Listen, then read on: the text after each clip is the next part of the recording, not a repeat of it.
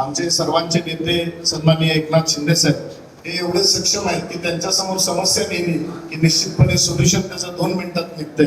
आणि कधीही असा होणार नाही की ज्यांनी कधी कुठल्या माणसाला हे काय आहे वरचं लिहिलेलं ते सुद्धा बघत नाही. त्या माणसाचं सर्वसामान्य माणूस जे येतोय त्याचं काम होण्याच्या दृष्टिकोनातून प्रयत्न करतात असे मुख्यमंत्री आपल्याला लाभलेले आहेत. आणि त्या दृष्टिकोनातून त्यांच्याबरोबर त्यांच्या खांद्याला खांदा हात लावून उदय सामंत साहेबांनी अतिशय चांगल्या पद्धतीने या पूर्ण राज्याची धुरा अतिशय चांगल्या पद्धतीने गेल्या 2-2.5 वर्षामध्ये सांभाळण्याचा प्रयत्न केलेला आहे. आज उद्योगाच्या निमित्तानं बऱ्याचशाच अडीअडचणीमध्ये सामंत साहेबांनी अतिशय चांगले मार्ग काढून चांगल्या पद्धतीने डेव्हलपमेंटचा विजन असलेले नेते म्हणून सामंत साहेबांच्याकडे बघितलं जातंय. आम्ही राष्ट्रवादीत होतो त्यावेळी साहेब अध्यक्ष होते पक्षाचे त्यावेळी आणि आम्ही पण साहेबांच्या बरोबर काम करायला त्यावेळी सुद्धा संधी प्राप्त झाली आणि आता सुद्धा साहेबांच्या नेतृत्वाखाली आम्ही सर्व मंडळी काम करतो. गेल्या या सर्व विकासच्या आपण जो विकासात्मक दृष्टिकोन ठेवून आपण जो विजनरी ठेवून आपण या गेल्या 2-2.5 वर्षामध्ये या राज्याचा कारभार माननीय सन्माननीय मुख्यमंत्री साहेब आणि सावंत साहेबांनी सर्वच मंत्रिमंडळ करते आणि दोन्ही मुख्यमंत्री सुद्धा यामध्ये देवेंद्र फडणवीस साहेब अजित पवार साहेब या सगळ्यांच्या माध्यमातून अतिशय चांगलं काम या राज्यामध्ये होत आहे. आणि अजून सुद्धा आपल्या इंडस्ट्रियल डेव्हलपमेंट आपण कायम विचार करतोय जो शेती आणि शेतीपूरक विचार या दृष्टिकोनातून विचार करतोय पण इंडस्ट्रियल डेव्हलपमेंट सुद्धा ही सुद्धा खूप मोठी काळाची गरज निर्माण होणार आहे. कारण भविष्यामध्ये शेती वाटणी होत कमी होत जाते पण इंडस्ट्री ज्यावेळी सेटअप करतो त्यावेळी इंडस्ट्री ही वाढत जात असते. त्या दृष्टिकोनातून इंडस्ट्रियल सेटअप आणि इंडस्ट्रियलच्या ज्या अडचणी असतील त्या समजून घेण्याच्या दृष्टिकोनातून आपण इथं आज ही चर्चासत्र आयोजित केलं. त्यामधून बरेचसेच आपल्याला फीडबॅक मिळून आपण राज्यभर या अशा प्रकारचे मेळावे आयोजित करून त्यामधनं फीडबॅक घेऊन येणारा हे जे मंत्रिमंडळ आहे ते सगळं आपलं युती सरकारचंच असणार आहे. तर त्या दृष्टिकोनात आपले इलेक्शनच्या पण काम चालू झालं तर खास करून मी एक कार्यकर्ता म्हणून निश्चितपणे आपलं अभिनंदन करेन.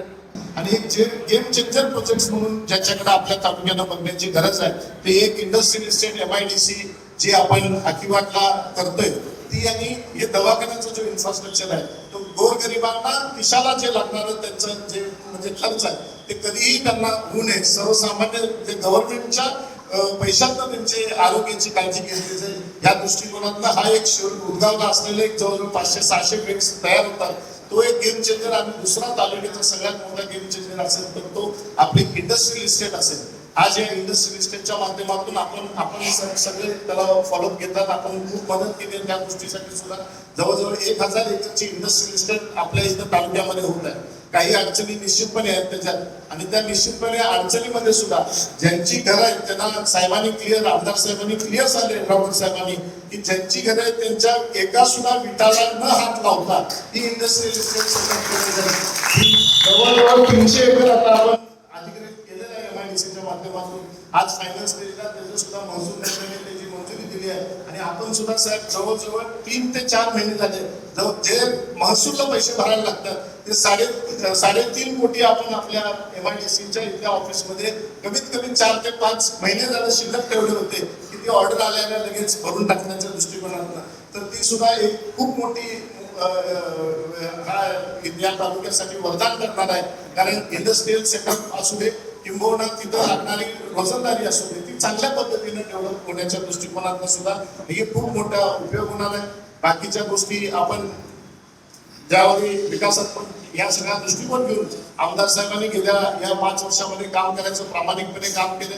आज या जयसिंगपूर सारख्या शहरामध्ये सुद्धा आमचा मेन उद्योग साहेब इथला जयसिंगपूरचा सुद्धा तंबाखू आहे आणि तंबाखूच्या उद्योगाला सुद्धा आज खूपशा पोल्युशन आणि बाकीच्या गोष्टीच्या प्रॉब्लेम्स येत असतात.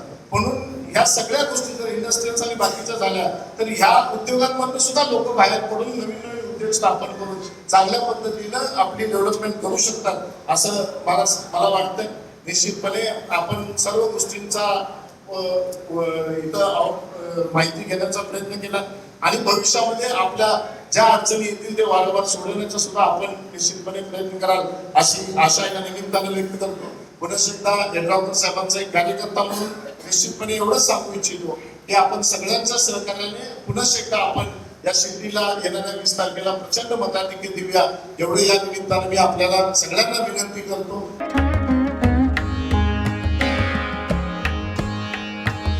सणासुदीचा आनंद द्विगुणित करा वारणा उत्पादनांसोबत. वारणा श्रीखंड, तूप, दही, दूध, लस्सी, बटर, चीज, आणखी बरंच काही. सणासुदीच्या काळात शुद्ध आणि सात्विक वारणा उत्पादने घरी आणा. वारणा, आनंद अस्सल चवीचा.